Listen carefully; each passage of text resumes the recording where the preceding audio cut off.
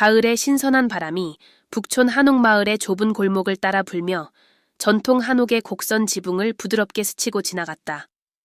저녁의 부드러운 빛 아래 금빛 햇살은 붉고 황금빛 잎 사이로 스며들어 울퉁불퉁한 돌길 위에 섬세한 패턴을 만들어냈다. 갓 끓인 녹차의 향이 마른 잎의 향과 어우러졌고 멀리서 들려오는 풍경의 소리가 거의 최면에 걸릴 듯한 선율을 더했다. 과거와 현재가 완벽한 조화를 이루는 이곳에서 한수진과 이민재의 이야기가 시작되었다. 수진은 27세로 차분한 표정과 잠재된 결단력을 지닌 여성이었다.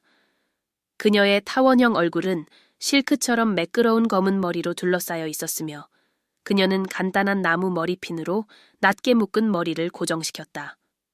경주의 산속에 숨겨진 호수처럼 깊은 갈색 눈은 항상 주변 세상을 분석하는 듯했다.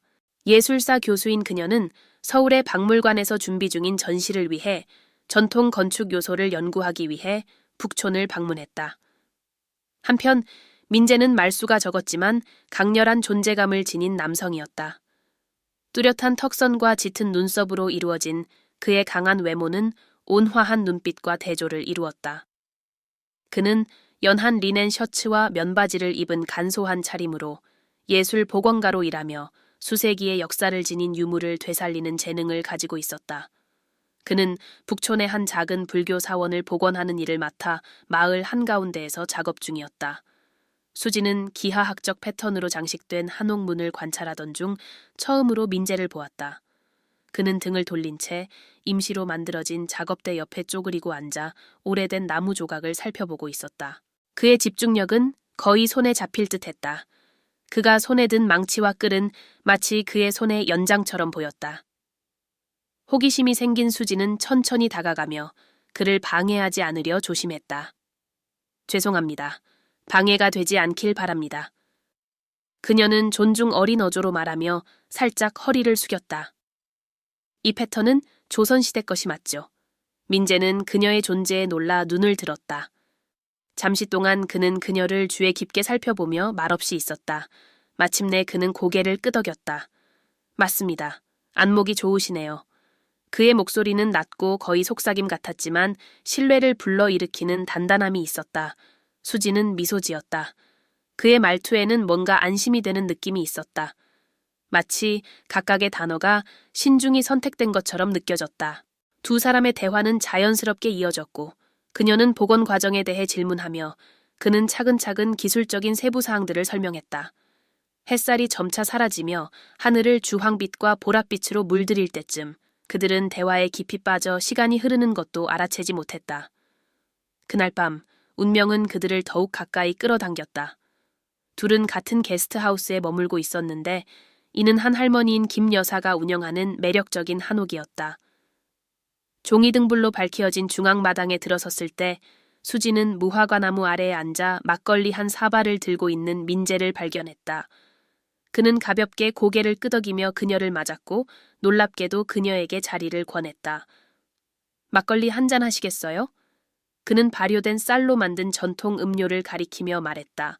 좋은 사람과 함께 마실 때 가장 맛있다고 하더군요. 수지는 부드럽게 웃으며 그 잔을 받아들였다. 둘은 몇 분 동안 말없이 앉아 바람이 나무잎을 스치는 소리를 들었다. 보름달이 둘의 눈에 반사되며 예상치 못한 만큼이나 친밀한 순간을 만들어냈다. 이곳에는 뭔가 특별한 것이 있어요. 그녀가 침묵을 깨며 말했다.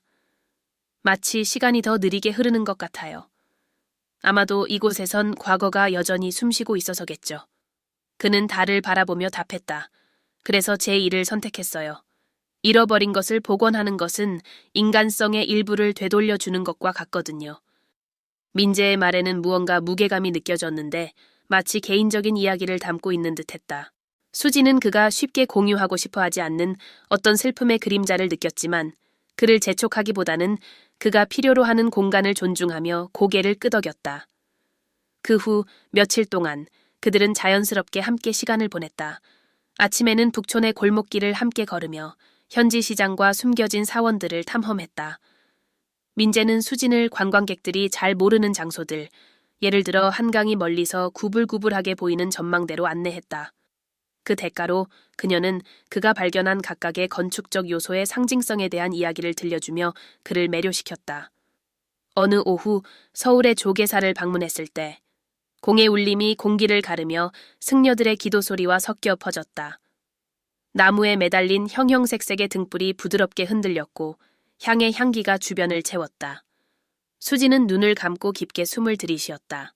당신은 장소가 그곳을 지나간 사람들의 에너지를 간직한다고 믿나요? 그녀는 민재를 향해 몸을 돌리며 물었다. 그는 대답하기까지 시간이 걸렸다. 마치 질문의 깊이를 곰곰이 생각하는 듯 했다. 네, 믿어요. 하지만 사람들도 그 장소에 자신들의 일부를 남긴다고 생각해요. 사라지지 않는 기억처럼요. 그들 사이에 잠시 침묵이 흘렀지만 이번에는 상호 이해로 가득 찬 편안한 침묵이었다. 그들의 시선이 마주쳤고 말로 표현되지 않았지만 분명한 무언가가 그들 사이를 지나갔다. 마치 하늘에 떠오르기 시작한 달빛만큼이나 선명하게. 하지만 운명은 언제나 예측 불가능한 방식으로 그들 사이에 형성되기 시작한 유대를 시험하려 했다. 특히 추운 어느 밤 게스트하우스에서 간단한 저녁을 나누던 중 민재는 전화를 받았다. 전화 너머로 그의 어머니의 목소리가 긴박하게 들렸다. 그는 고향 전주로 돌아가 가족의 민감한 문제를 해결해야 했다. 수지는 그의 얼굴에 드리운 긴장감을 알아챘지만 또다시 그를 재촉하지 않기로 했다. 모든 일이 잘 해결되길 바랄게요. 그녀는 진심 어린 목소리로 말했다. 이 며칠 동안 함께 해줘서 고마워요. 민재는 무언가 더 말하고 싶어 망설이는 듯 했지만 결국 고개를 숙여 인사하며 작별했다. 그 후 며칠 동안 수지는 연구에 집중하려 애썼지만 설명할 수 없는 빈자리가 느껴졌다. 북촌의 거리들은 예전만큼 매력적으로 보이지 않았고 약간은 비어 보였다. 그러나 그녀는 삶은 계속되어야 한다는 것을 알았고 자신의 전시회에 전념하기로 결심했다. 몇 주 후 그녀가 박물관에서 전시회의 마지막 작품을 설치하던 중 한 통의 편지가 도착했다. 봉투는 단순했지만 발신자의 이름이 그녀의 심장을 두근거리게 했다. 이민재. 사랑하는 수진에게 이 편지가 당신에게 잘 전해지길 바랍니다. 우리가 함께한 날들, 나눴던 대화들, 그리고 말이 필요 없었던 침묵들을 많이 떠올렸습니다. 저는 가족을 돕기 위해 전주로 돌아갔지만 또한 항상 외면했던 제 자신과 마주하기 위해 돌아갔습니다. 과거를 두려워하지 말고 받아들여야 한다는 것을 당신이 제게 보여주었습니다. 만약 제 삶에 여전히 저를 위한 자리가 있다면 전주를 방문하길 초대하고 싶습니다. 우리가 함께 감탄했던 달빛 아래에서 어쩌면 우리의 이야기를 계속 써 내려갈 수 있을지도 모릅니다. 따뜻한 마음으로 민재의 수지는 떨리는 손으로 편지를 들고 입가에 어렴풋이 미소를 띄었다. 그녀는 둘 사이에 부정할 수 없는 무언가가 있다는 것을 알았다. 그것은 더 이상 외면할 수 없는 것이었다. 그래서 가슴 가득 기대를 품고 그녀는 자신의 삶을 영원히 바꿔놓을 여정을 떠나기로 했다. 수지는 전주행 기차에 몸을 실으며 설렘과 불안이 교차하는 감정을 느꼈다. 가을은 이미 겨울의 문턱에 들어서 있었고 나무잎이 떨어진 나무들은 여정 내내 쓸쓸한 풍경을 그렸다. 기차가 부드럽게 선로를 따라 달리는 동안 그녀는 민재의 편지를 손에 들고 다시 읽었다. 그 편지는 그녀 안에서 무언가를 불러일으켰다. 그것은 열망과 두려움이 뒤섞인 감정이었다. 전주에 도착하자 도시는 그녀를 역사적인 분위기로 맞아주었다. 한옥 마을의 좁은 골목들은 잿빛 하늘 아래 더욱 고요해 보였고 꿀호떡의 달콤한 향기가 공기를 채우고 있었다. 민재는 마을 입구 근처에서 그녀를 기다리고 있었다. 그는 단정한 옷차림이었지만 그녀가 존경하게 된 그 단단한 자세는 여전했다. 그를 보자 수진의 가슴 속에서 무언가 따뜻하게 타올랐다. 마치 바람에 보호된 불꽃처럼. 수진 씨. 그는 부드럽게 말하며 고개를 살짝 숙였지만 그의 눈은 안도감으로 반짝였다. 와줘서 고맙습니다. 그녀는 수줍은 미소로 그의 말에 답했다. 편지를 받았어요. 안 올 수 없었죠. 둘은 조용한 거리를 나란히 걸었다. 민재는 그녀를 자신의 특별한 장소들로 데려갔다. 그의 할머니가 명상하던 작은 사찰, 맑은 시냇물을 건너는 나무 다리, 그리고 그가 어린 시절 부모님을 도와 손님을 맞이하던 음식점까지. 각각의 장소는 그의 영혼의 숨겨진 부분을 드러내는 듯한 추억들로 가득했다. 항상 모든 짐을 혼자 짊어져야 한다고 생각했어요. 그는 밤거리를 밝히는 등불 아래를 걸으며 고백했다. 하지만 당신과 함께라면 그 짐을 나눌 공간이 있다는 느낌이 들어요. 수지는 걸음을 멈추고 그를 바라보며 그의 눈을 마주쳤다. 우리 모두 모든 걸 혼자 감당할 필요는 없어요, 민재 씨. 당신에게 중요한 건 저에게도 중요해요. 그 후 며칠간 둘은 친밀한 순간과 서로에 대한 새로운 발견으로 가득한 시간을 보냈다. 달빛 아래에서의 미소와 대화 속에서 운명은 마침내 그들을 돕기로 한 듯했다. 민재는 수진에게 자신의 복원 작업장을 보여주었다. 그곳에서 오래된 유물들이 새로운 생명을 얻었다. 그는 수진에게 목조보살상 소품을 복원하는 방법을 가르쳤고 작업 도중 손이 가끔씩 닿을 때마다 둘 사이에 따뜻한 온기가 피어올랐다. 그러나 그들의 행복은 곧 시험대에 오를 운명이었다. 춥디 추운 어느 아침 민재는 수진에게 모악산을 탐험하자고 제안했다. 산속에 고즈넉하게 자리 잡은 한 사찰을 방문하자는 것이었다. 차가운 바람이 마른 잎들을 춤추게 했고 나뭇가지 위의 새들은 조용한 멜로디를 흥얼거렸다. 둘은 함께 걸으며 웃음과 이야기를 나누었고 마침내 금산사에 도착했다. 그곳의 고요함은 거의 초자연적일 정도였고 수지는 얇게 눈 덮인 풍경을 바라보며 깊은 평화를 느꼈다. 그러나 돌아오는 굽이진 산길에서 운명의 잔인한 얼굴이 드러났다. 얼어붙고 불안정한 토양으로 인해 산사태가 일어난 것이다. 떨어지는 돌멩이들의 소리가 계곡에 울려 퍼졌고 모든 것이 순식간에 일어났다. 민재는 위험에서 수진을 밀어내며 그녀의 이름을 외쳤지만 정작 자신은 피하지 못했다. 큰 바위 하나가 그의 옆구리를 강타하며 그를 바닥으로 쓰러뜨렸다. 민재 씨, 수진은 눈물을 흘리며 그에게 달려갔다. 그는 돌더미 사이에 쓰러져 있었고 그의 숨은 고르지 않았으며 새하얀 눈 위로 피가 번지고 있었다. 수지는 그의 손을 꼭 잡으며 절망을 억누르려 애썼다. 왜 그런 거예요? 그녀는 흐느끼며 말했다. 제가 당신 옆에 있어야 했잖아요. 그는 힘겹게 눈을 뜨며 희미한 미소를 지었다. 수진, 당신은 내 삶의 가장 소중한 부분이에요. 당신이 다치는 건 절대 안 돼요.